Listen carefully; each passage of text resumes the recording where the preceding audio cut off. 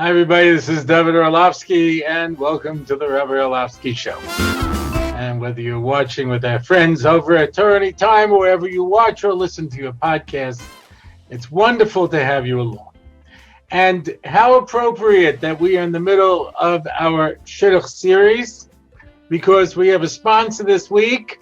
It's a sponsor that we had last year, and a lot of people participated, and I think that's a wonderful thing. I think it's a great project.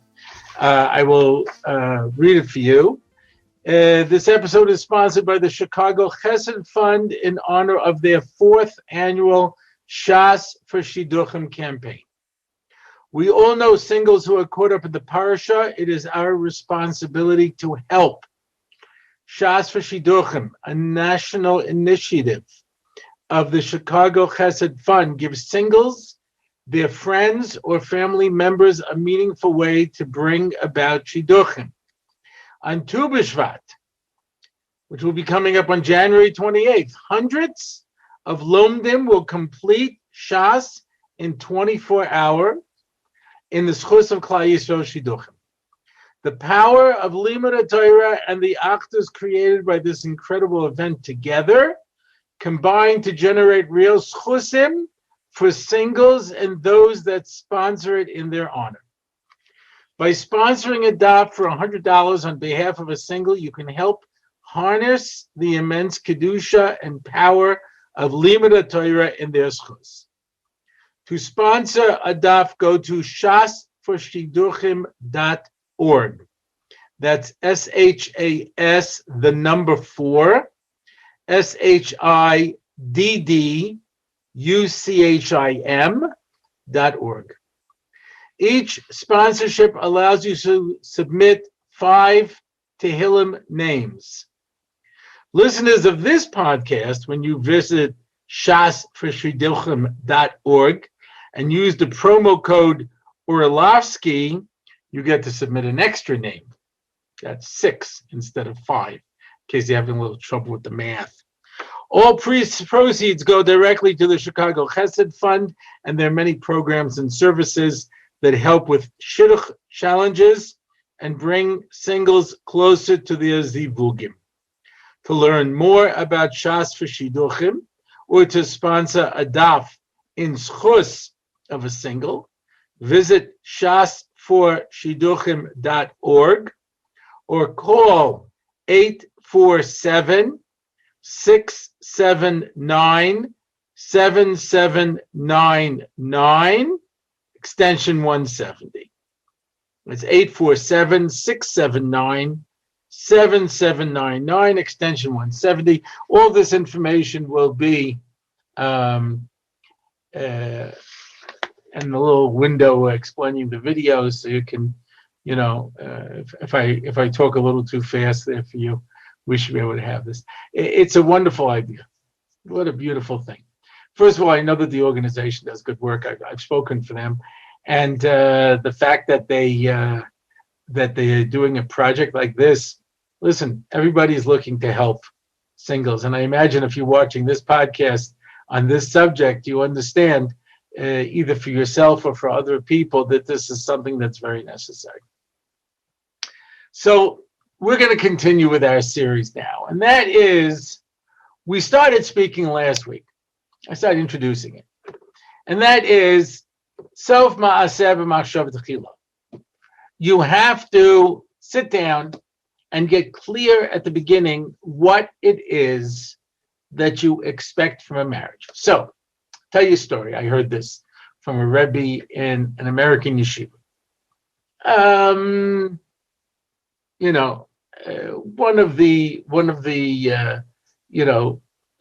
One of the fine American yeshivas that are designed for American Bachram here in Israel. It's been around for many years. Anyway, he says he had a bacher who was dating, and the boy said to him, "I don't know what to do." He says, "I went out on a date last night, and the girl said to me, 'Why do you want to get married?' I didn't know what to tell her." So the Rebbe says, "Tell her that you want to give." That's where this guy in my story from last week must have gotten it from. Yeah.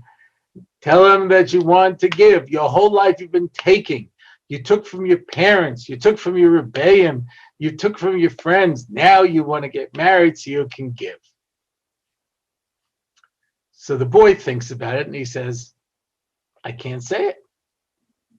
So he says, why? He says, because it's not true. I want to get married because I want to leave yeshiva. And everyone knows that if you're not in yeshiva, you won't get a good girl.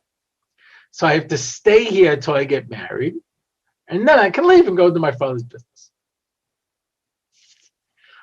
Now, there's a lot of things. We have to unpack that. There's a lot of things inside of that story. And it represents, what's interesting is two different thought patterns. One is a thing I hear from girls. I just want to marry a guy like my father. Just want to marry a guy like my father.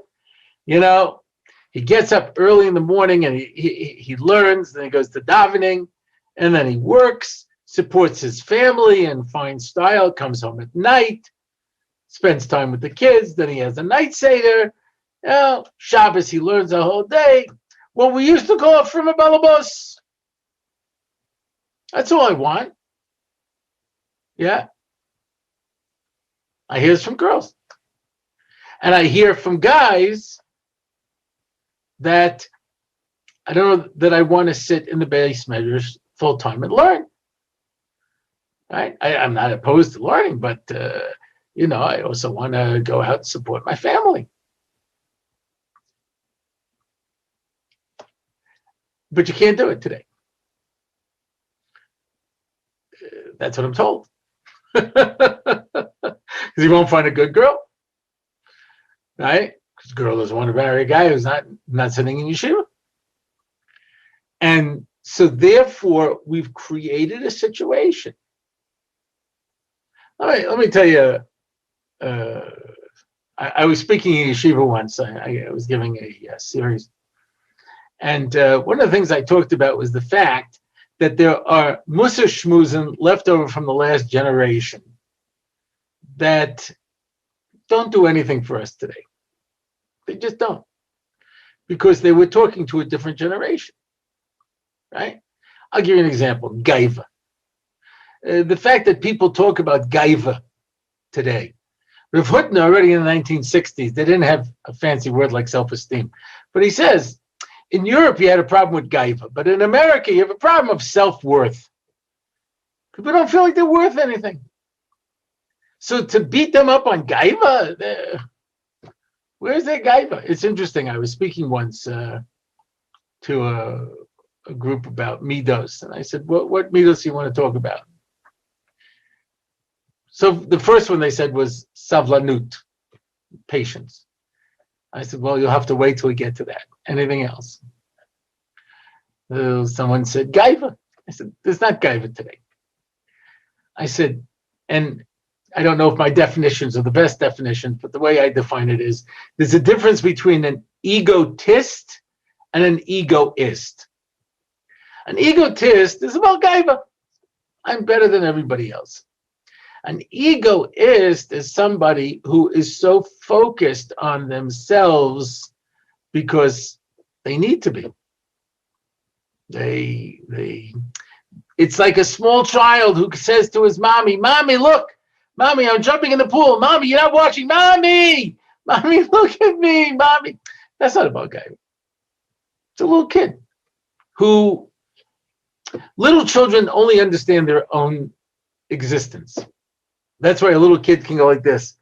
I don't see you, so you don't exist. Because all of existence revolves around me. And if I don't see you, then you don't exist. That's an egoist. Yeah. So shmuzim about gaiva. I said, but there are other shmuzim. There are other shmuzim. Yeah. Rav Chatzkel from Panovich, He gave a shmooze. He says, who is Amalek? Amalek threw themselves into a mbatire seches. They jumped into a boiling bathtub. They knew they would get burnt, but they went in just to cool it off. You know who's Amalek? You're Amalek, and you're Amalek. Every time you come late to shul, every time you come late to the base medrash, every time you go out for a cup of coffee and you cool down the base medrash, you cool down the learning, you're Amalek. A little harsh, I think. So I heard a Talmud of Chatzkel say this over at a kollel of Bali Tshuva. And they came up afterwards and said, sometimes my wife is sick and she asks me to help a little bit. Am I a Amalek? Sometimes I have to take my kid to the doctor and I get to the base medrash late. Am I a Amalek?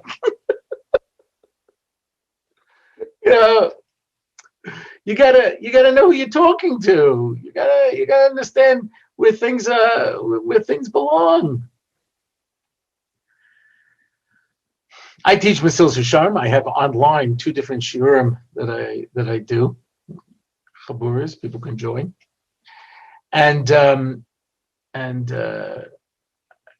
teaching it for 30 years. I had a girl in my house. She was in a particular seminar, and she says, "Oh, we're doing Mesilas Yesharim in our seminary." So it was April, May. I figured, wow, where are you up to? She said, we're still in the introduction. Wow, I thought I go slow and in depth. That's amazing. I said, what have you learned from the words of the Ramchal, from the introduction of Mesilas Yesharim? You have to marry a boy learning in kollel. So I tell you the truth, I don't remember that line. It could be it's there, but I don't remember it. Could be it's there. Let me skip to the end of the book, since luckily this is all the way at the end, so it's pretty safe. But at the very end, Ve'ata koreinaim, dear readers, Yudati shekamoni teda, you know like I do, ashelo chilisi b'sifri zeh es kol chukei chasidus. I haven't listed all the details because the details are very many and they change with the situation. V'zeh poshet, ki kol adam lefi ha'umenes asher b'yodai, v'ha'esek asher hu oisek, each person according to his profession or what he does, so you have to straighten out your ways. Kiderech HaChasidus, which is the highest levels.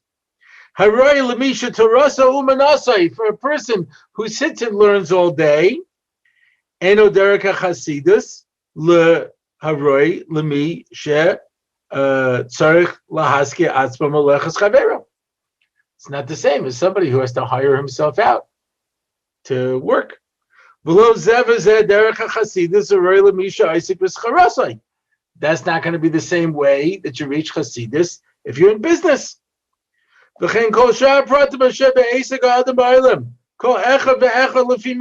doesn't matter what you do. Yeah, you can achieve the highest levels. This is what the whole Mesilas Yesharim is talking about. To reach the highest levels. Not because Chasidus changes,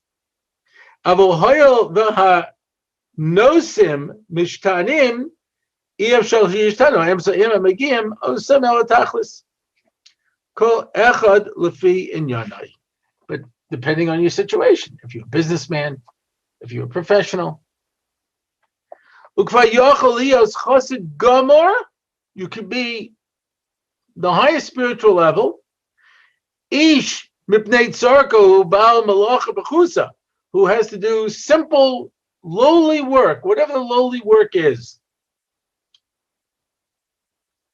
Kumami asher lo yifsak mipiv halimud, just like someone who does not stop learning all of the time.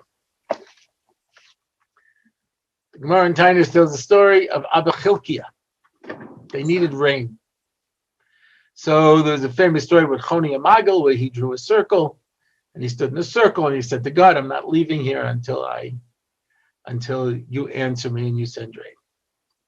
So he wasn't around. So his descendant, is working out in the field. And the Chacham come and they say hello. He doesn't answer them. And he walks home. And there's a lot of strange things that go on. And he says to his wife, the Chachamim want us to daven for rain. That must be why they're here. And the two of them go into two sides. They start davening, and eventually it starts raining. There's a lot of details to the story. Anyway, after it starts raining, he goes down and he says to the Chachamim, he says to the sages, what can I do for you? He says, okay, you figured it out. So they ask a whole series of questions, and one of them was, why didn't you say hello? He says, I'm a day laborer. I work from sunrise to sundown. I'm not allowed to waste my time saying hello to people. I'm working for the boss. This is a guy who works a full day. And that's who they went to daven for when they needed rain. Now, there's all kinds of different approaches to it. I remember Rabbi Leff, I heard him say once, Rabbi Zev Leff, the Rav of Moshav Matazyo, he said, today, you can find boys who are willing to be mussar nefesh to learn Torah. Mussar nefesh, to give of their soul. Yeah. Mussar nefesh. If you buy them an apartment and you get them a car and you support them, and it comes with a vacation, it comes with So he said, so what's Mesiras Nefesh? They're going to get up every morning and go to yeshiva. That's called Mesiras Nefesh. I said this over to a group of Kola guys once. And they said to me, well, not every morning, but certainly many mornings.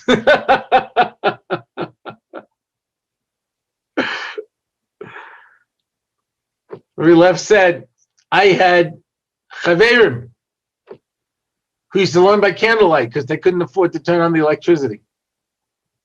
I had friends who had noodles for dinner every single night. That's all they could afford was noodles. He says, I'm not talking about in Yerushalayim. I'm talking about when I was in Tells in Cleveland, Ohio. Today we want everything. We want everything. And the father said to me once, why do these people have a right to demand this and that? I said, I don't blame them, I blame you. Why don't you find the young man and say to him, like my father-in-law said to me, how do you intend on supporting my daughter? Well, everyone knows that the best boys are in learning. Okay, so go pay the money. What do you want from me? That's what you want. But a person has to be honest with themselves. Don't get me wrong. A person who's really mussar nefesh for Torah, unbelievable. I know a young man who was in a yeshiva. It wasn't an Aleph yeshiva. Let's call it a Beis yeshiva. And the guys were not terribly motivated. And one of the rebbeim said, listen, let's talk straight. Just learn Shidduch for a few years and, you'll get an apartment. Somebody will buy you an apartment to marry their daughter. To sit and learn. From a financial point of view, it's worthwhile.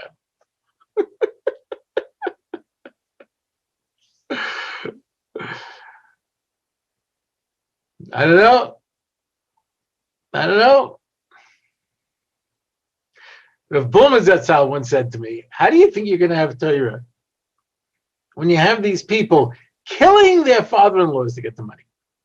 Killing them. So they can't afford it. Someone went to Rabbi Yoshev and asked if it was okay to sell body parts to get the money to marry off their children. He said no, by the way. Sorry. But I have a fellow, he told me, a wealthy fellow came to him and asked if he could borrow money. So he says, sure, but what do you need money for? He says, all my money's tied up in deals. He says, okay. He says, I don't have any, I'm not liquid. He says, well, what's the problem? He says, my daughter got married to a boy, and part of the deal is that I'd buy them an apartment. So I told him, listen, I'm not liquid right now. So instead, I'll rent you an apartment. Anyway, last week I got a hazmana to Beis Din. He's taking me to court. Because I agreed to give him an apartment. Where's my apartment? So I'm going to borrow money, buy him an apartment right next to his parents. And goodbye. Good luck to you.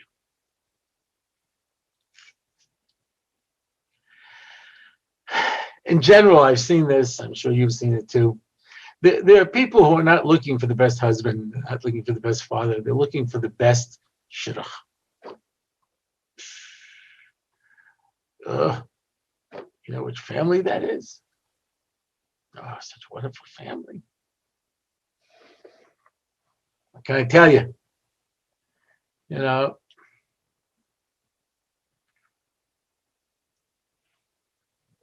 my wife had a student, and she was dating a guy who was the son of an Adam Gadol. I won't mention his name out of respect. He's no longer with us. But Adam Gadol, Machabes Svarim, everybody knows him. And she's really surprised at going out with me. I'm a Baal Tshuva, a kid. And as I'm dating him, I see why, because he's a parsha. It's not a simple thing, And his father said to me, don't worry, I'll be there with you, I'll help you, etc. Sure enough, I get married. This guy is the biggest bum you ever met. And the father's nowhere to be seen. I call him, he won't take my calls, he won't see me, he won't nothing, But it was a family. I had a girl, came from a more modern background, and she firmed out, became very, they have this great word in Hebrew, mitchared. Yeah, she became more to the Haredi side. And she married a boy, came from a famous family with a famous last name. And he went to Brisk. And wonderful, sitting and learning. She was coming to my Mesil Sharm Shah. And at the end of the year, they're going back to America. And she says to me, I don't know what to do. My husband is spiritually dead. So what do you mean? He says, look, I chose this lifestyle. I got into it. I got very excited. These things moved me. I used to come back from your Mesil Sharm Shah and I tried to tell it to him. Wasn't interested.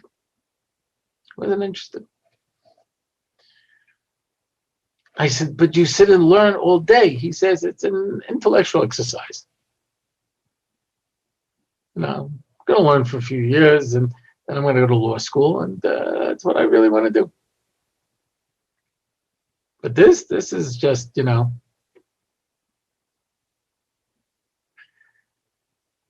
She says, he complains about the way I dress. I said, you dress quite appropriately. He says, that's what he doesn't like. So why can't you dress like the other wives? Shorter, tighter. Why should I be the only husband who's embarrassed? And I told him, for you in the house, I'll dress whatever you want. He says, no, I want people to appreciate that I also got a good wife. Like a prize bass.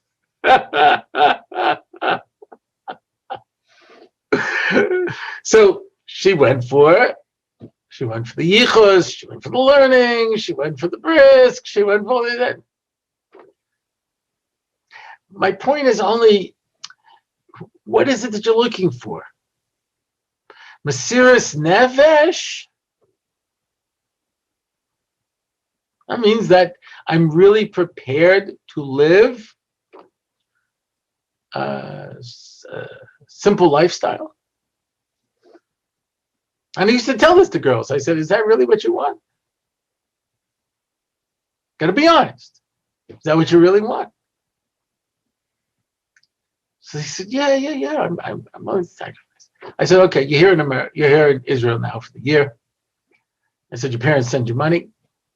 You go out to eat, restaurants. You go out to get a facial. Yeah.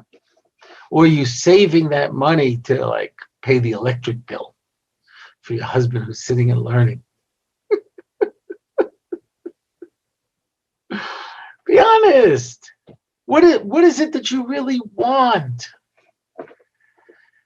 You understand, this is what causes so many problems in marriage, because people get married and they don't know why they're getting married. I told you that last time.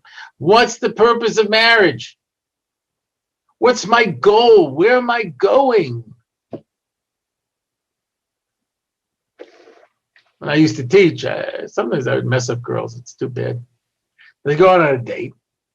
I said, well, boy, what do you want to do? He said, I want to learn. He says, why? It's because, it's what everybody does. But is that because you enjoy learning? Do you want to go into Habatzis HaTorah? Do you want to be Rosh Yeshiva? I'm learning Yeshiva because everybody learns Yeshiva. I don't know what you want from me. So be honest. What is it that you want? You got to be real.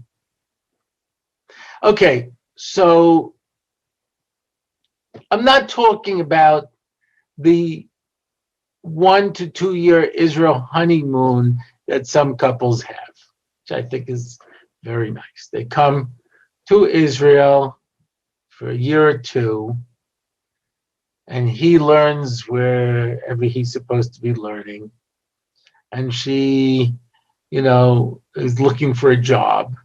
Meantime, the parents are supporting them. And, they manage to take time to go out to eat, go on vacation. I didn't hear this from Rabbi Berkowitz himself, but I heard it from somebody who was close to him, that he was, working to make sure there were restaurants with good hashgachas, because it's mamish shalom bayis issues, he said. If couples come and they have to go out to eat, they have to go out to dinner, they have to go out to restaurants.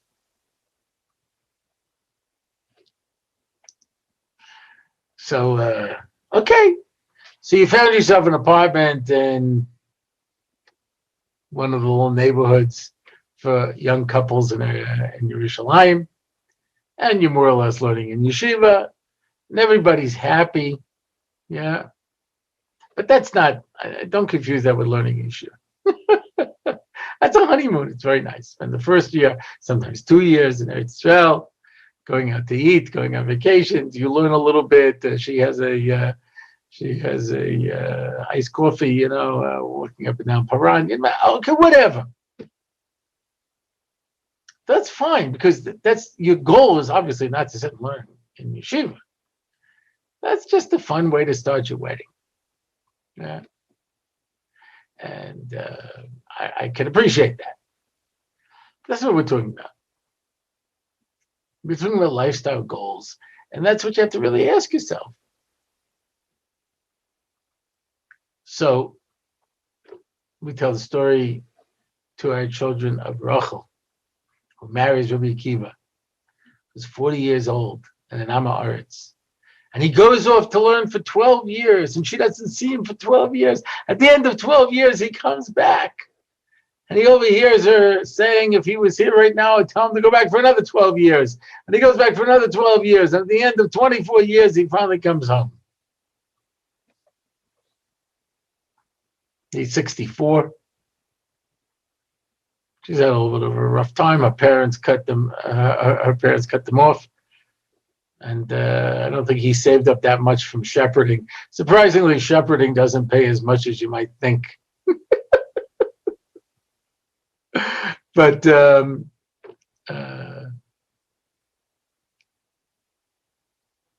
is that an ideal? Should we tell our children they should get married and send your husband off for 24 years? See him afterwards. There's a story where Rabbi Orlofsky was sitting on his front stoop,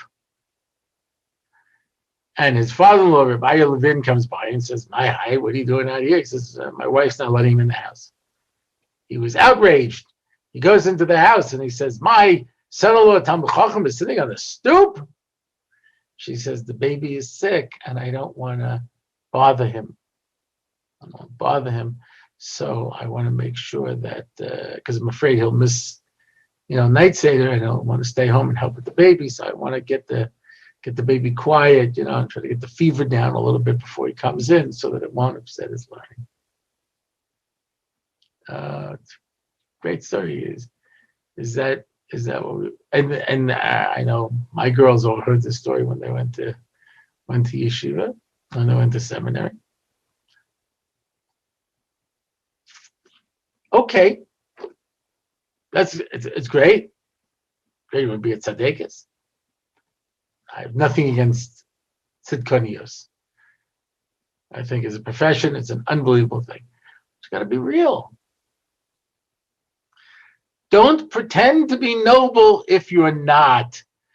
Don't be, R Orlofsky used to say, don't be moiser nefesh for Torah. Don't sacrifice. Do it because you want to do it, because you enjoy it, because it's meaningful to you. But you got to be real. Chofetz Chaim's wife used to give a penny every day to the baker so she could sweep up the crumbs from where he would cut the bread, and that's what they would eat. And one day she didn't have the penny and the baker wouldn't give her the crumbs. She came home and she said, "We don't have crumbs." And Chofetz Chaim looks up to Shemayim and says, "You think that I'm gonna stop learning just because you won't give me some crumbs? Forget about it."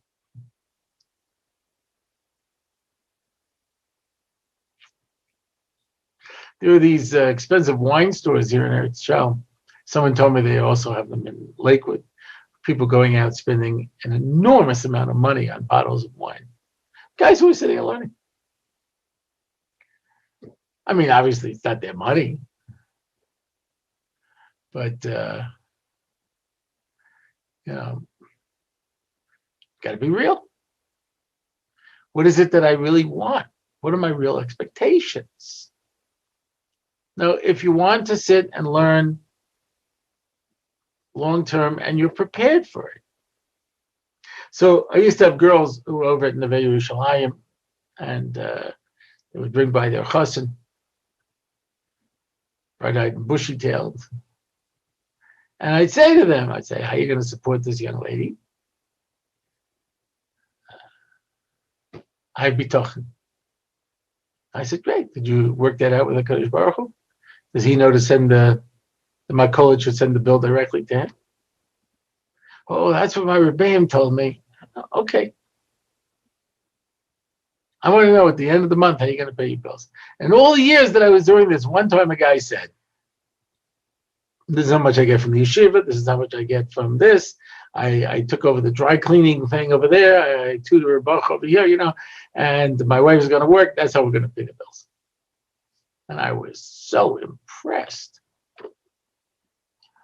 You got to have a plan. Have a plan if you want to sit and learn long term, and you're prepared for that, and it works for you. There's a lot of people who have been learning for many years, and they're kind of burnt out. They can't really go anywhere. That's all they know. It's not that they're getting such a seat book from it. Not that they're enjoying it. But, That's what you do. It's got to be a choice. And when you go into a marriage, it's got to be the two of you have to be clear at the beginning. Is this what I want? They tell a joke here in Israel. They say, when a girl is going out, she wants Chaim Briska. When she gets married, she wants Chaim Oizer. Okay. The joke is Chaim Briska, of course, was, Chaim Brisk, who was the unbelievable Lamdan, etc. Chaim Oizer was the Gadol Ador in his generation. Is unbelievable. But the play on words are Chaim Oizer. Oizer means to help. When she's dating, she was Chaim Briska. A boy in the base medrash. Learns 18 hours a day. When she gets married, she's looking for somebody who's actually going to be there. Not just So if you want that, that's great. Yeah. With Birnbaum from the Mirror in New York, his wife never knew where he was. He was always in the basement. She just forgot to come home. She'd go and she'd find him. She'd bring him food. She'd this, that. He'd stay there all night, studying and learning. But that's got to work for you. You got to be honest. Not just be noble. Be real. And I say the same thing to the boys. So this girl married a boy and learning, and she says, listen, I can't afford to buy diapers, disposable diapers. I can't live like this. He has to go out and work. I just can't. I don't have a problem with that. But why didn't you marry a boy who was going to do that in the first place? My father-in-law said to me once, he says, look, everyone knows the best boys are in learning. I said, so? He says, so I want my daughter to marry one and then have him leave and go out and work. I said, so you want a guy who's one of the best boys because he sits and learns, and then you want to have him marry your daughter and not learn. So go and work. She says, right. I said, why don't you just leave that boy alone? Let him find somebody who wants to support him and he can sit and learn for the next 20 years. And find a boy who wants to go out and work. They have a cool word. I don't know if it's still in vogue, but at one point they had this phrase, a learner earner. Yeah. But just be real. I'm just, what can I tell you? I'm such a believer in being real. I think that's so important. Yeah. And listen, if you want to live your life with someone who's going to learn for the next 20 years and you're going to carry that burden, that's beautiful. If you want a guy who's going to be a frum guy and be kovei, eat from the Torah and go out and work and support a family, it's also beautiful. Mesilas Yesharim says. So I'm not going to tell you which is the right one. And the answer is, which is right for you? I have to take away all the stigmas. It's a problem. They were studying Cheder in Bnei Brak. Of Shteman. It's only taking the boys from the best families. The ones where the fathers are only in learning. It's like, I just sit and learn. So Shteman said, I don't know. When I was young, we went to Cheder with everybody and it worked out well. Heresy! Heresy on 3 counts. Burn them, witch. Anyway, it goes back to what I was saying last time, and that is you have to be real. You have to be real. And we'll talk more about the process and and how you find the right person. But there's no question. Yeah. The Gedolim say that the Hishtadlus is tefillah. And so, as we mentioned at the beginning, Shas for Shidduchim might be a good option if you're looking for somebody you're looking for somebody, so that the schus of tefillah and tzedakah and Torah all coming together, hopefully will help you find the right person for you. But be honest. Be honest. All right, that's it for this week. If you want to find out more about the show, go to RabbiOrlofsky.com. You can leave a comment. You can sponsor an episode. You can contact me. And that's it till next time. I'm Dovid Orlofsky, and this is the Rabbi Orlofsky Show.